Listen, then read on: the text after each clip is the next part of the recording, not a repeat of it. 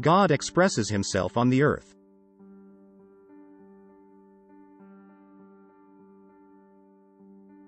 1 Timothy 3:16, and confessedly, great is the mystery of godliness. He who was manifested in the flesh, justified in the spirit, seen by angels, preached among the nations, believed on in the world, taken up in glory. God's dwelling place is spiritual. God's Spirit is the dweller, and he dwells in our spirit, thus our spirit is God's habitation.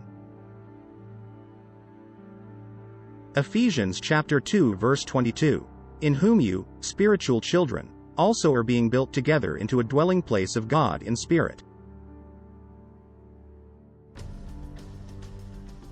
God's dwelling place is not in our hearts nor our minds, instead, he habitats in our spirit. This is the house of God. The house of God is God's Spirit, the divine life, that lives and grows in our spirit. 1 Peter chapter 2 verse 5. You yourselves also, as living stones, are being built up as a spiritual house into a holy priesthood to offer up spiritual sacrifices acceptable to God through Jesus Christ. Temple in Greek, the word sanctuary, means the inner part of a temple. The church building is made of spiritual children in which God's Spirit dwells inside them. Ephesians chapter 2 verse 21. In whom all the building, being fitted together, is growing into a holy temple in the Lord. Summary. 1 Corinthians 6:19. Or do you not know that your body is a temple of the Holy Spirit within you, whom you have from God, and you are not your own? 1 Corinthians 6:20.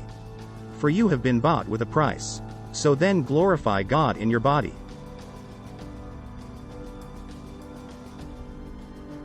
Knowing the importance that God's Spirit dwells and habitats inside of us, will make us understand how he builds and regenerates us from the inside.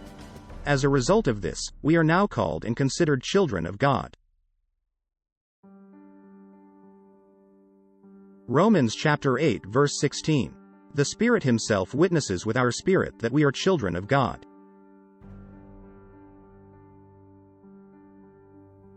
Truth and the life are two different aspects of God. The fact truth, as doctrine, while life, as much more than just facts, it is enjoying and experiencing the Lord in our spirit, intrinsically, day by day. John chapter 14 verse 6. Jesus said to him, I am the way and the reality, truth, and the life. No one comes to the Father except through me.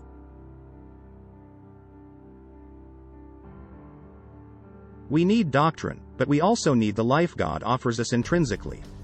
Doctrine states over and over that we need the Spirit in our lives. Knowing doctrine does not mean you have life, enjoyment, pleasure, experience, and real connection in the Lord, for they are two different things or aspects. Paul rebuked Jews for living like Gentiles and expecting truth, doctrine living.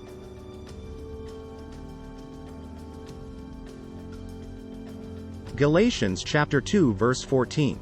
But when I saw that they were not walking in a straightforward way in relation to the truth of the gospel, I said to Cephas before them all, if you, being a Jew, live like the Gentiles and not like the Jews, how is it that you compel the Gentiles to live like the Jews?